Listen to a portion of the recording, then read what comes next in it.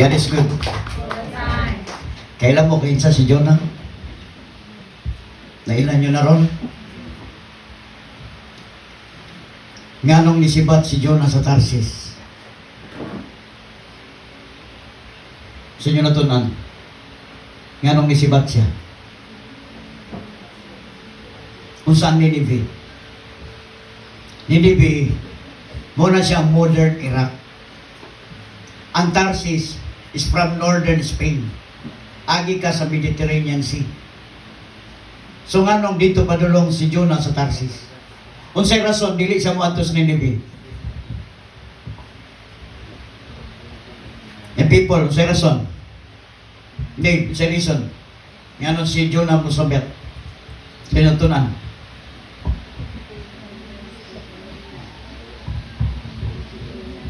Tanawa sa Jonah chapter 4 verse 2. Basahan nyo, Jonah chapter 4 verse 2.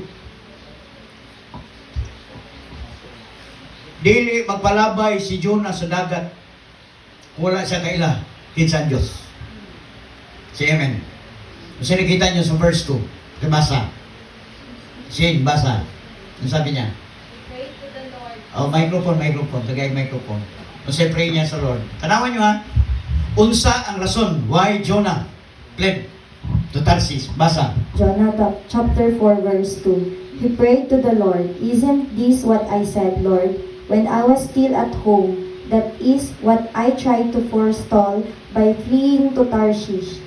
I know that you are a gracious and compassionate God, slow to anger and abounding in love, a God who relents from sending calamities." Kita nyo. Jonah knows who is God. Mootong nilakaw siya sa Tarsis, kay kaila siya sa Diyos, na kung kining Ninevites, mangayog pasayloon sa Diyos. Tama nga rin. Grabe ang faith ni Jonah. Strong ang faith niya sa Lord. Ang iyang pag-ila sa Diyos, grabe ang Diyos. Nga kung ang tao maginulso lang, malukmay si Lord tungod kaya naman puno si sa gugma, then iyang bawion unsa ang iyahang gisulti nga punishment. Kaya si Jonah, gusto man niya ipanis ang Nineveh, di siya mulakaw.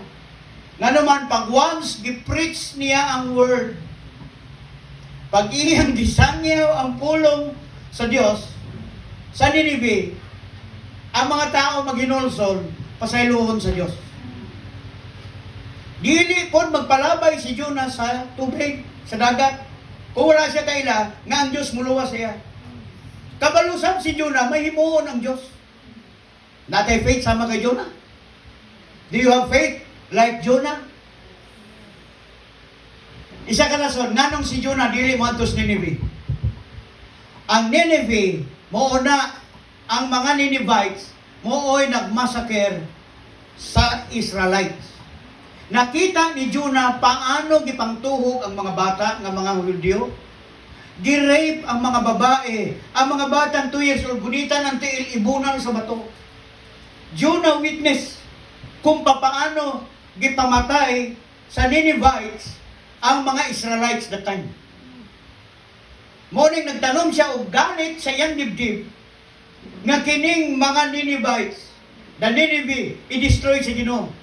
Karon nakadawat siya kulong, pagtuon siya, puwerteng punguta ni Jonah. Wa magilain Lord. Pansin niya pagsakay niya sa barko, paingon siya Tarsis. Pag amo niya Tarsis, tingong kapitan, kinsa may Diyos nagbagulbog, suko, kayo nga nagwal ng dagat. Kinsa man sa inyo dire, si Jonah nagtaas, kamot ako. Nakabalo na siya, nagipugnan na siya sa Diyos. Ang Diyos noon, gipabalo, ingon niya nga musibat man ka. Si Jonah, mo palayo sa responsibilidad. Everybody say responsibility. Dagag mga Jonah dire. Bisag Christian, naamoy friend nga naandirig na mong nag-post og Facebook, di mo ganahan mo like, di mo ganahan like. Tama pala. Yamin ninyo, na ay Jonah mo nga batasan, nasuplado mo ba? Bisag mo support ng utang ni mas ganahan mo support atong nangihi og nagbutang og magic sarap diha. Mo'y ganahan balik-balikan og tan-aw ni Renzo didi. Kaya naman ay magic sarap.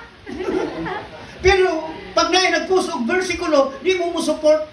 Ako butang og verse pero nobody Christian nag-like. Naamoy spirit ni Jonah. Usalan man, nagtuo nga na ay Diyos, grabe ang Diyos, pero ang willingness to support the ministry, kabubuton sa Diyos, dili sa mo to, di gyapon sa mulakaw. Grabe ang faith ni Jonah sa Diyos. That's a great faith. Pero, ang iyahang faith sa Diyos, mo hinungdan na gusto niyang ipapatay. Kung basahin yung chapter 2, verse 2, 3. Si Jonah ni Atos bukid sa taas. Dakuris mo, pati sukuan niya sa Diyos. Gahulat siya noon ta, sunugon si Ginoo ning Ninive. Gubaon sa Diyos ning Ninive. Pag-abot nito, pagkagabi niya initurok sa iyang tapad nga tanom. O lipay guys Jonah kay ngano man sa Ilocano pa usa ka tumatanom. Sa among tanaw upo. Ay tabungaw na ta. Ngano man lagpad og dahon. Paglagpad og dahon, perti niyang lipaya kay ngano man matabunan ang iyahang kainit. Gaapong siya gusto niyang masunog ang Ninive. Karon di kaon masulod. Ni samot hinoon og ampo sa patya na lang ko. Tanaw yung prayer niya, kill me, kill me. Hinami man lang kinabuhi. Gina-istorya siya, Jonah, don't talk to me. Dalikod si Jonah, di siya gusto mag-istorya sa God. Ihunana yung faith. Ihunana pag-ilan niya sa Diyos. Tungod kay nasa anger. Everybody say anger. Di niya gusto i-save ang iyang ikalagutan. Gisiran ba ninyo inyong paryente? Tanaw kung sa giwali lang ni Jonah, repent. O Ninive, repent. 40 days, di mo mag-repent, sunugon sa Diyos ni. Pero yun, mura yung yaw-yaw. Karon wali kas palingki, nang repent. Sana all na. Sa gusaw pangugat og wali ang tao di gyud mag-repent ano man only Jonah ra gisugo sa Dios. Pag ang Dios nagsugo sa imo, meaning to say nagihimuon si Lord. Hello. Nakaila si Jonah kinsa ang Dios. Do not go out and share kung di ka pa kaila kinsa ang Dios. Hello. Ang taong dili mag-share, wa gina kaila. Asa mo kakita? Ang ingon sa Biblia, giluwa siya sa isda sa dry land. Napansin ninyo? Si Jonah gidala sa isda sa Ninive o dito sa dry land giluwa siya. Karon pagkadako ang isda, tawag ana nato, wala pa man kabalugod sa unang panahon ng mga Hebrew, pagsurat basta dakong isda. Basta galamoy tubig isda. Misa pa butiti na usala na basta nag-isda na. Isda gyud tawag. So tanaw na to sa science kay ang mga kuan naman na may mga ngalan gibutan.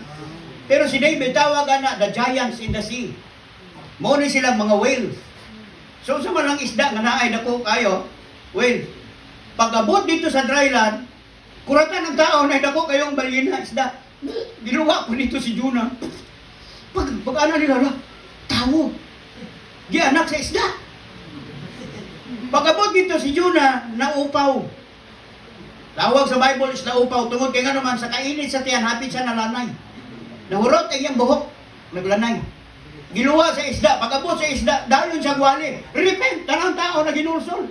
Nga naman, gikan isda. Kita niyo? Paano nag-repent ang tao? Because gikan siya sa baba sa isda, giluwa, ang tanang tao minaw. Dalaga na dayon. Nay tao gawali ron. Pulong sa Diyos. Sige kan, giluwa og isda. Pagluwa sa isda, meaning to say, God performed miracle sa life ni Jonah. Why? So that pag-spread niya sa gospel, ang tanang tao mo to, nakaabot sa king. Isa man natawa na, ang budlod, basta nakita na sa mga tao, giluwa, isda. Ang nawong ni Jonah, kinaupaw na, nalanay siya ba? Murag kandila. Pag di mo naghinursog, ikaw king, sumugon sa Diyos ang nilibig for 40 days. Repent! Repent sila Nga naman, gikan isda. Yung kini nga tao, giluwa ni sa isda. Nga no, gikot sa ni Christ, after 3 days, si Jonah giluwa sa isda. Same. Ang anak sa Diyos, 3 days and 3 nights sa ilalom sa yuta, mugawas after 3 days. Usabot pasabot. Sa pagkabanhaw na ni Christ, dito na mutuo ang mga tao that the message nga gipadala ni Christ is true. Hello? Si Jonah gigawas sa baba sa isda, nituo ang mga tao. Why? 3 days and 3 nights siya sa sulod sa isda. Pagsangyaw niya about sa salvation o sa repentance, ang tao naghinulsol yun. That is the message nga gibutang sa Dios sa Book of Jonah, and Jesus Christ quote that verse so that kitang tanan ng mga katawhan na gyud tay obligasyon sa atong mga kitalagutan. Hello. Nabitaw mga nawong mga gusto niyo magpa-add friend, di niyo dawaton. Inyo yung i-escape na siya. Tinsa man eh. Bisa ka ilan na mo, di mo ganahan. Batasan na natin ko ganahan. Same like yun na. Tama man eh. Di ka ganahan. Na mag-post-post, may dahil na ito na mong. Di na to, ignore. We have that spirit. Pero mingon ta, Christian ta. Teksan mo, sunod pa si Mana mo reply. So, lada kayo sa tanan. Spirit na ni Jonah. Pagkutan ng gagawin nga di mo ka mawali. Nga magbuot man ka! Di mo ka na mawali niya, di magbuot mo. We have that kind of spirit. Si Jonah, dili sa suplado. Kailalan sa atin sa ang Diyos. Na kung ang tao maghinulsol, you're slow to anger. Full of love and compassion. Dali ka maghinulsol. Suko ka dayo, suko ka karon. Pag naghinulsol, malukmay ka. Kita niyo ang faith niya? Sumuday na hinungdan sibat siya. Tigog ko magwali niya. Nga naman, kabalo siya. Na kung si Jonah mo, abri yung bakba, ang Ginoo na ayoy himuon. Kitang tanan, naay power inyong words. Ingay mong tapat, naay power. Muna ayaw yung imarites imong tapat. Pansin ninyo ito.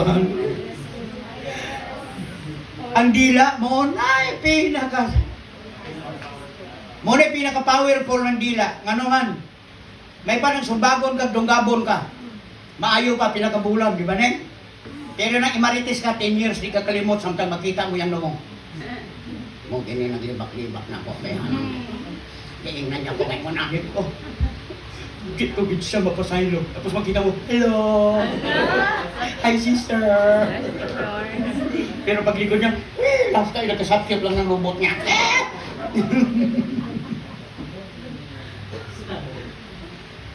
Na nasa ato, wala.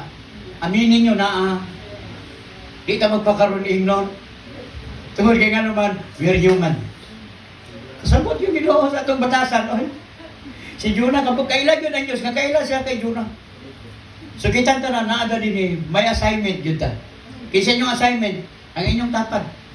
Ayaw nyo pugsa ang dili, nagyod ganahan sa inyo ba? Kung di siya ganahan sa inyo, ayaw lang pugsa. Ayaw lang pugtong luha. Ayaw lang pitang maigo, o taglite. Ayaw lang po. Narabay uban, bantay ka lang maplataga sa di dito ang kasakyon. Ay uban anak. Kung di na ganahan niya, pray lang. Nga naman, naaman yung gift bawat isa. Kung ayaw mo, di wak mo. Mo nang sabihan sa Tagalog. Pero unsay nakita nato sa life ni Jonah. Ganahan ko sa batasan ni Jonah. Dako kayo yung pagtuo sa Dios. Therefore, bisag asa siya mo ato kabalo siya na ayo himuon ng Dios. Jonah knows God. Nganong siya po'y gisugo sa Dios, kabalo gyud siya. Nga si Jonah bisag bagulbulan. Musunod gyud siya sa gisugo sa Dios. Tinod, wala nang andoy si Jonah magrepente. Gawali siya, may di maginurusog yung mga tawaran eh. Tanang probinsya, gawali siya, sunod siya. Gisunod niya na ang pulong sa Ginoo. Repent. Pag di mo repent, 40 days, sunugon ni sa Diyos. Repent, repent. Psst, uy. Di sige mo sa hari, nagkaroon ng stop buying.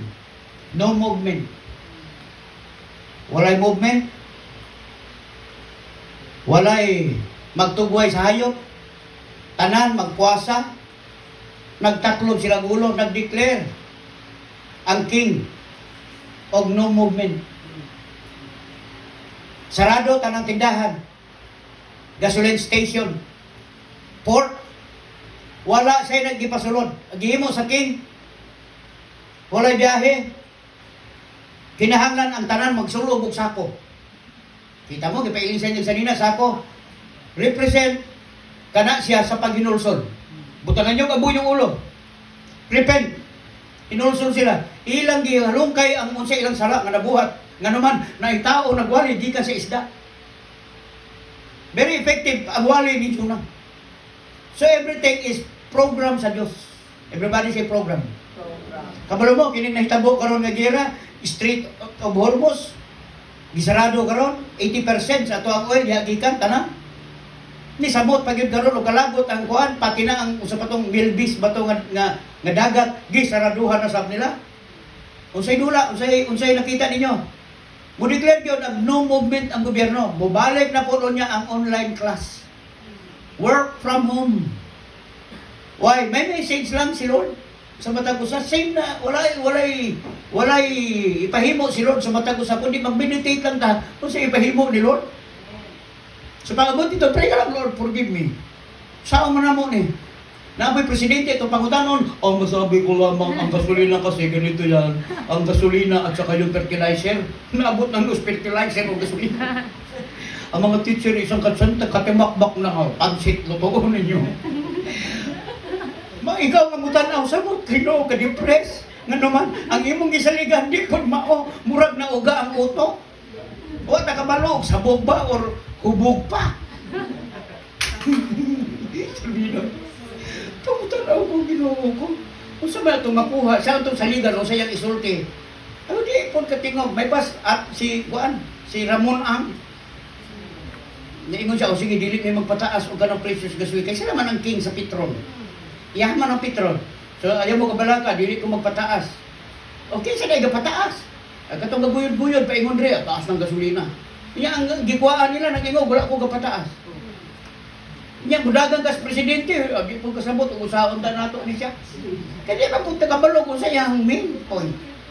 May pa ni nag-graduate o grade 6, kaya ginamit pa kayo speech. Ama maray.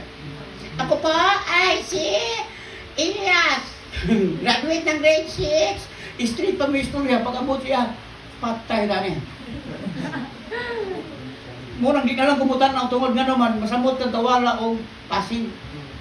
Why? Ang imong gisaligan, ang imong leader, out of context. Na usa tong buhaton, gi-allow ba ni Lord? Yes, God has a message for us.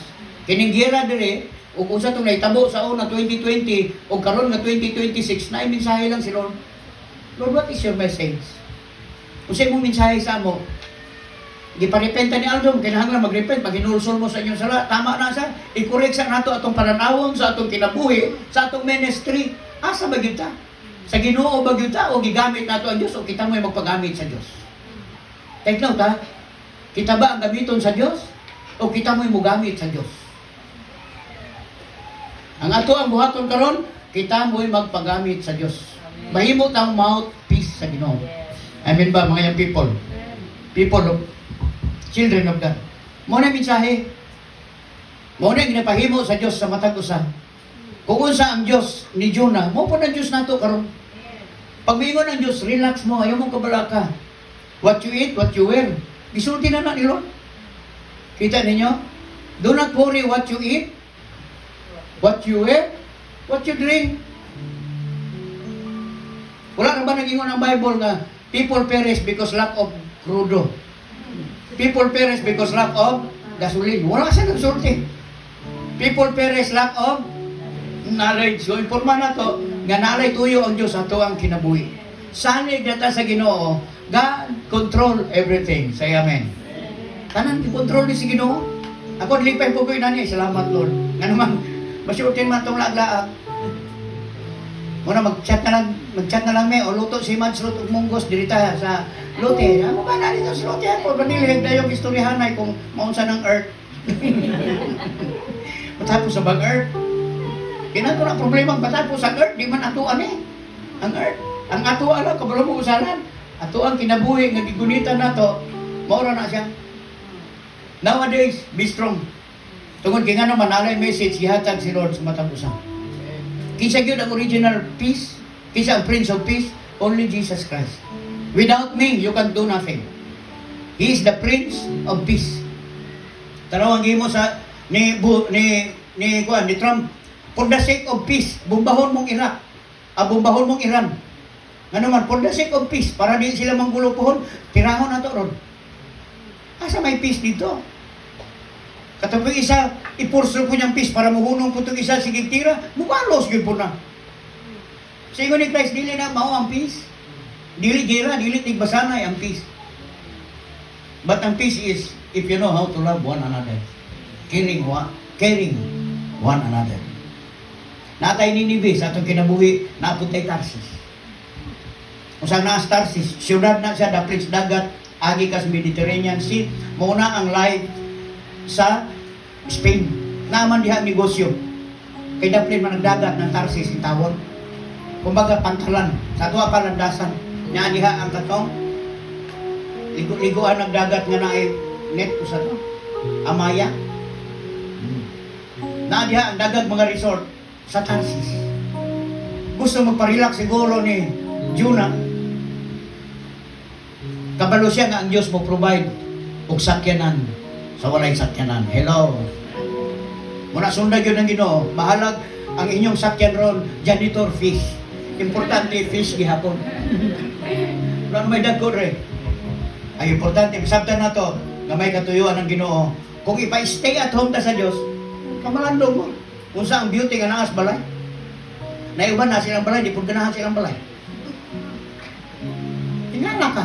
Ano ba silang balay? Kalaagon, diin ang utak. Muso ba ito kuan? Mga tag ranggayin, mga tao kasi-kasi, pag tag bagyo. Pag nanas bagyo, gusto nang muuli. Kaya ang balay na ako, kumusta na nga. Pag nanas balay, di po ka kasabot. Gusto mong gibati. I-lockdown kasi pag puyo diha. Inuman, listen carefully. Listen. Labi dahil pag nagas balay, kauban mong Diyos. Lami, pag kauban nato si Lord, makita nato ang beauty sa ginapahimo sa Ginoo sa atong kinabuhi. This is the message. Yan to ang masabtan. Be strong like Jonah. Not like faith like Jonah. Jonah dili sa disobedience. Grabe ang iyang faith kay God. Di siya magpalabay sa dagat kung di siya kaila sa Diyos. Sipon mo gilabay mo sa dagat, usaon mo na lang mo yun. Kabalo dahil siya nga ang Diyos dahil mo provide og isda, wak nakakita siyang faith. Kabalo si Jonah, dalhon siya gihapon sa Ginoo sa Ninive. That's the faith. Muto nag-ampo dahil siya, I know, Lord, I know. Kita nyo sa 4 verse 1 and 2. Suko kayo si Jonah, hindi nag-pray siya. Di ba mo na kung ginapray sa imo, tulak ako sa kong country. This is my prayer. Ayaw yung kong daras ni Ninive. Niya, abot ni mong message pa doon mo kong Ninive. That is the reason why I go to Tarsis. Because I know. I know you are a great God. Grabe ang faith mo. Slow to anger. Full of love. When people repent, maghinulsol ka kung naa kay ipadala na sila. Di pa katapusan sa earth. Hello? Basahan nyo sa Revelations 20, verse 9, napay Battle of Armageddon. The Battle of Gog and Magog. Then, the Battle of Armageddon. Sa to pa nation sa ili pa dahil end. Sinugdanan pa lang sa sorrow. Pero sa mga tao sa Diyos, walay sorrow. Because God will provide, supply the needs. Ang nakalahi lang sa ato, di ta magpanik. Amen? Ayaw mong panik bayi. Because God is sure. Tabangan ta sa Ginoo.